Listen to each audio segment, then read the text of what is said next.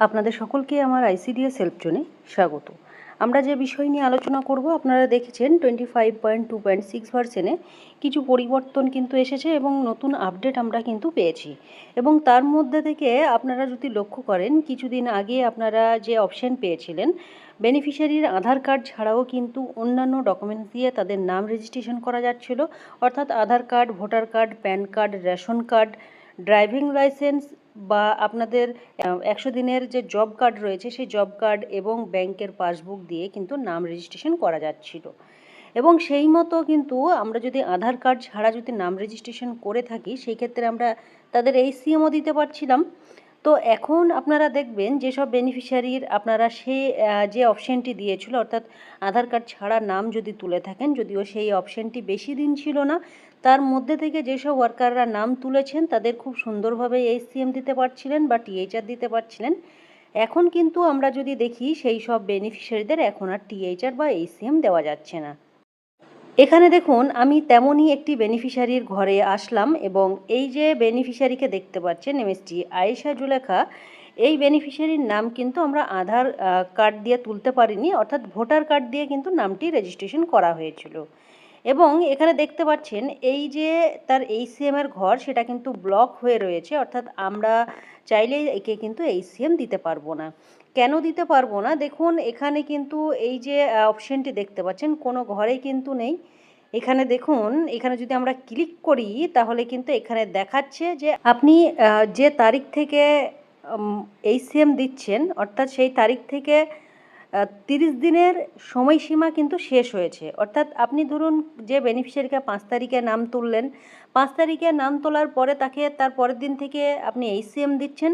সেই এইচসিএম 5 তারিখের পর থেকে আপনি যখনই 6 তারিখে এইচসিএম দেবেন, একদিন হবে, সেদিন থেকে একদিন থেকে ধরে আপনার 30 দিন, অর্থাৎ আপনি 30 দিন পর্যন্ত তাকে কিন্তু এফআরএস বা আপনি ইকেওয়াইসি না করে তাকে 30 দিন কিন্তু আপনি টিএইচআর বা এইচসিএম দিতে পারবেন বা চালিয়ে যেতে পারবেন। তার মধ্যে থেকে আপনাকে কিন্তু ইকেওয়াইসি কমপ্লিট করতে হবে। যেহেতু এই বেনিফিশিয়ারির নাম তোলা আপনার, অর্থাৎ এই যে ভোটার কার্ড দিয়ে নাম তোলা আপনার 30 দিন পেরিয়ে গিয়েছে, সেই জন্যে কিন্তু এই অপশানটি কিন্তু আপনার দেখাচ্ছে। অর্থাৎ টিএইচআর যে পিরিয়ড ছিল সেটা কিন্তু ওভার হয়ে গিয়েছে, অর্থাৎ শেষ হয়ে গেছে। যে মেয়াদ ছিল সেই মেয়াদটা কিন্তু শেষ হয়েছে। অর্থাৎ আপনাকে এবার কি করতে হবে, ওই বেনিফিশিয়ারিকে, অর্থাৎ এই যে আয়েশা জুলেখা রয়েছে, তাকে কিন্তু আপনার বেনিফিশিয়ারির কিন্তু টিএইচআর এবং ফেস ভেরিফিকেশন কিন্তু করতে হবে। অর্থাৎ কীভাবে ফেস ভেরিফিকেশন হবে, এই যে বেনিফিশিয়ারি রয়েছে ল্যাকটেটিং মাদার, তার প্রোফাইলে গিয়ে তাকে কিন্তু আপনার এফআরএস বা তার যে ফেস ক্যাপচার বা ইকেওয়াইসি সেটা কিন্তু করতে হবে।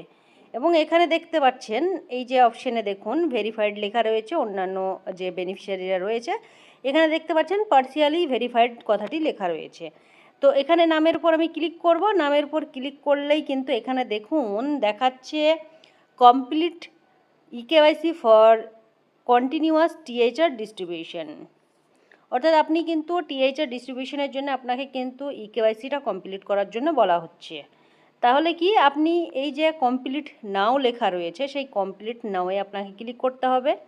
কমপ্লিট নাওয়ে যখনই ক্লিক করবেন, যে প্রসেসগুলো আসবে সেগুলো আপনাকে ফিল আপ করতে হবে। আধার নম্বর দিতে হবে, মোবাইল নাম্বার দেওয়া রয়েছে, সেই মোবাইল নাম্বারে ওটিপি যাবে। ওটিপি যাওয়ার পরে আপনাকে কিন্তু যে যে অপশানগুলো আসবে সেগুলো কিন্তু আপনার কমপ্লিট করতে হবে। তারপরে দেখুন এখানে ফেস ক্যাপচার করতে হবে, অর্থাৎ যার আধার দিয়ে আপনি নাম তুলছেন, যেহেতু এটা প্রসূতি মা, সেই প্রসূতি মায়ের আপনার তার নিজস্ব ফেস ক্যাপচার নিতে হবে, ফেস ক্যাপচার করতে হবে। এখানে দেখুন ফেস ক্যাপচার নাও লেখা রয়েছে এবং কিভাবে করতে হবে আপনারা জানেন, সব ইনস্ট্রাকশন দেওয়া রয়েছে। এখানে ফেস ক্যাপচারে ক্লিক করতে হবে, ফেস ক্যাপচারে ক্লিক করার পরে লাইভ ফটো কিন্তু বেনিফিশিয়ারির নিতে হবে। তো এইভাবেই কিন্তু বেনিফিশিয়ারিদের, যাদের আপনারা আধার কার্ড ছাড়া নাম তুলে রেখেছেন, তাদের প্রত্যেকের কিন্তু আপনাদের আগেই ইকেওয়াইসি এবং ফেস ভেরিফিকেশন করতে হবে। তা না করলে কিন্তু আপনারা তাদের টিএইচআর বা এইচসিএম দিতে পারবেন না। এখানে দেখতে পাচ্ছেন এই যে দেখুন অ্যাড আধার ইনলোন নাম্বার দেওয়া রয়েছে, অর্থাৎ আধার ইনলোন নাম্বারও আপনি দিতে পারেন। যেহেতু আধার ইনরোল নাম্বার কাদের থাকে, যখন আপনারা আধার কার্ড করতে যাচ্ছেন তখন কিন্তু আধার কার্ড করার আগে তাদের একটা এনরোলমেন্ট নম্বর কিন্তু দেওয়া হয়, সেই নম্বরটিও আপনি বসাতে পারেন। তবে এটা কিন্তু বাচ্চাদের ক্ষেত্রে হতে পারে বা যারা বড় রয়েছে তাদের ক্ষেত্রেও হতে পারে। তো আশা করছি বাচ্চাদের ক্ষেত্রে হবে, কারণ আমরা যারা বড় রয়েছে তারা তাদের আশা করছি তাদের আধার কার্ড হয়ে গিয়েছে। ছোটদের আধার কার্ড যদি আমরা হাতে না পাই বা নম্বর যদি হাতে না পাই, সেই ক্ষেত্রে এনরোলমেন্ট নম্বরটি এখানে বসাতে পারে এবং তার যে রিসিভ কপি তার ফটোও কিন্তু এখানে দিতে হবে। তো এখানে যেহেতু যারা দেখবেন বাচ্চা ছাড়া অন্যান্য যাদের আধার কার্ড হয়ে রয়েছে তাদের এনরোলমেন্ট নাম্বার যেটা রয়েছে তার গল্প হবে না এখানে, মানে কোনো রকমভাবে আসবে না। আপনারা তাদের আধার কার্ড দিয়েই তাদের ইকেওয়াইসি এবং ফেস ভেরিফিকেশন কমপ্লিট করবেন। এখানে দেখুন ভোটার কার্ড দিয়ে নাম তোলা হয়েছিল, সেই ভোটার কার্ড এখানে কিন্তু এখানে দেখাচ্ছে ভোটার আইডি বলে।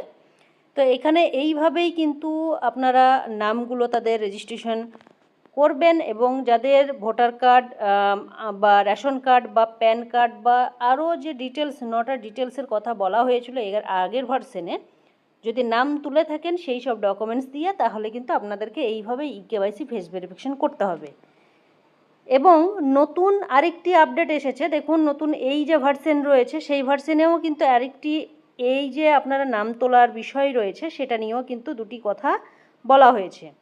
এখানে দেখুন আমি এই যে নতুন ভার্সন সেটা নিয়ে আলোচনা করেছিলাম। 3 নম্বর পয়েন্টে যদি দেখেন আপডেটেড টিএইচআর এইচসিএম ভ্যালিডিটি, অর্থাৎ আপনাদের এই যে এইচসিএম এবং টিএইচআরের যে ভ্যালিডিটি রয়েছে অর্থাৎ সময়কাল, সেটা কিন্তু দেখুন এখানে 3 মাসের যে উইথ আধার এনরোলমেন্ট নম্বর রয়েছে, অর্থাৎ আধার এনরোলমেন্ট নম্বর যদি দেন তাহলে কিন্তু এটা আপনি 3 মাস তাকে টিএইচআর বা এইচসিএম দিতে পারবেন। অর্থাৎ আধার এনরোলমেন্ট নাম্বার কোনটা আপনাদেরকে আগেই বললাম, সেই নাম্বার দিয়ে যদি কোনো বেনিফিশিয়ারিকে রেজিস্ট্রেশন করেন তাহলে কিন্তু তাকে 3 মাস আপনি টিএইচআর বা এইচসিএম কিন্তু চালিয়ে যেতে পারবেন। 3 মাসের একদিন হয়ে গেলেই কিন্তু তার আধার নম্বর বসাতে হবে এবং আধার নম্বর বসিয়ে তার ইকেওয়াইসি ফেস ভেরিফিকেশন করতে হবে। আপনাদেরকে আগে যেটা বললাম সেটা কিন্তু এটার সঙ্গে রিলেটেড, এরপরেও কিন্তু সেটাই কিন্তু আপডেট দিয়েছে অলরেডি। তার 3 বি রয়েছে, 1 মাস লেখা রয়েছে উইদাউট আধার এনরোলমেন্ট নাম্বার, অর্থাৎ আপনি যদি বেনিফিশিয়ারির নাম রেজিস্ট্রেশন করেন, যে বেনিফিশিয়ারিকে আপনাদেরকে দেখালাম আয়েশা জুলেখা, সেটা কিন্তু আধার এনরোলমেন্ট নাম্বার ছিল না এবং দেখলেন পরিষ্কারভাবে লেখা ছিল যে 1 মাস কিন্তু তার ওভার হয়ে গিয়েছে নাম তোলা, সেই জন্য কিন্তু হচ্ছে না। ঠিক 3 বিতেও কিন্তু এই কথাটি লেখা রয়েছে, আপনি কোনো বেনিফিশিয়ারিকে যদি আধার কার্ড ছাড়া বা আধার এনরোলমেন্ট নম্বর ছাড়া যদি আপনি রেজিস্ট্রেশন করেন সেই ক্ষেত্রে কিন্তু 1 মাস তাকে আপনি এইচসিএম বা টিএইচআর দিতে পারবেন। তো আপনারা দেখতে পাচ্ছেন এই দুটি আপনার যে আপডেট এসেছে সেটা কিন্তু ভীষণভাবেই আপনাদেরকে যে বিষয় নিয়ে আমি ভিডিও করছি সেটা কিন্তু একদম রিলেটেড এবং এর সঙ্গে কিন্তু যুক্ত রয়েছে। অর্থাৎ এই যে আমরা কাজ করছি অন্যান্য ডকুমেন্টস দিয়ে যারা নাম তুলেছেন অনেকেই কিন্তু তাদের এইচসিএম দিতে পারছেন না। এইচসিএম না দেওয়ার কারণ হচ্ছে তাদের আধার কার্ড এবং আপনার ইকেওয়াইসি ফেস ভেরিফিকেশন করা নেই, সেই জন্যেই কিন্তু আপনারা পাচ্ছেন না এবং তাদের আধার কার্ড ছাড়াই কিন্তু নামটি তোলা হয়েছে। তো আপনারা দেখে নেবেন যাদের যাদের এই সমস্যাগুলো রয়েছে, আপনারা বাচ্চাদের নাম যদি রেজিস্ট্রেশন করে থাকেন, তারা যদি বেনিফিশিয়ারি যদি সেই বাচ্চার আধার নম্বর করতে দেয় তাহলে এনরোলমেন্ট নম্বর আপনারা বসিয়ে দেন, তাহলে 3 মাস আপনারা তাদের এইচসিএম দিতে পারবেন। আর যদি আধার কার্ড পেয়ে যান তাহলে কিন্তু আপনারা সেই আধার নম্বর বসিয়ে তার ইকেওয়াইসি ফেস ভেরিফিকেশন করে নেবেন। এবং বড়দের ক্ষেত্রেও আপনারা অবশ্যই তাদের আধার কার্ড নিজস্ব বসিয়ে তাদের ইকেওয়াইসি ফেস ভেরিফিকেশন করবেন।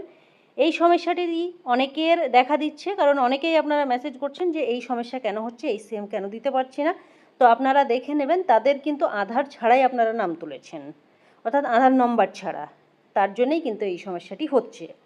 আশা করছি এই ভিডিও দেখার পরে আপনারা বুঝতে পারবেন যে আপনাদের সমস্যাটি কোথায় এবং কিভাবে আপনারা সমাধান করবেন। বুঝে গেলেন আধার নাম্বার বসিয়ে তাদের ইকেওয়াইসি ফেস ভেরিফিকেশন করুন এবং বাকিদের মতো আপনারা কিন্তু তাদের এইচসিএম আপনারা কন্টিনিউ করতে পারবেন, নইলে কিন্তু কোনোভাবেই কিন্তু সম্ভব নয়। আপনারা দেখতেই পাচ্ছেন আপনার যে 1 মাসের মেয়াদ ছিল সেটা কিন্তু শেষ হয়ে গিয়েছে, অর্থাৎ আপনাকে এফআরএস এবং ইকেওয়াইসি আপনাদেরকে কমপ্লিট করার জন্য বারবার বলা হচ্ছে। তো ভিডিওটি আমি এখানেই শেষ করছি। ভিডিওটি প্রচুর শেয়ার করবেন আর চ্যানেলে নতুন হলে অবশ্যই চ্যানেলটি সাবস্ক্রাইব করে দেবেন, কারণ আমি যখনই ভিডিও আপলোড করব সবার আগে কিন্তু আপনার কাছে চলে যাবে। সকলে সুস্থ থাকবেন, ভালো থাকবেন, ধন্যবাদ।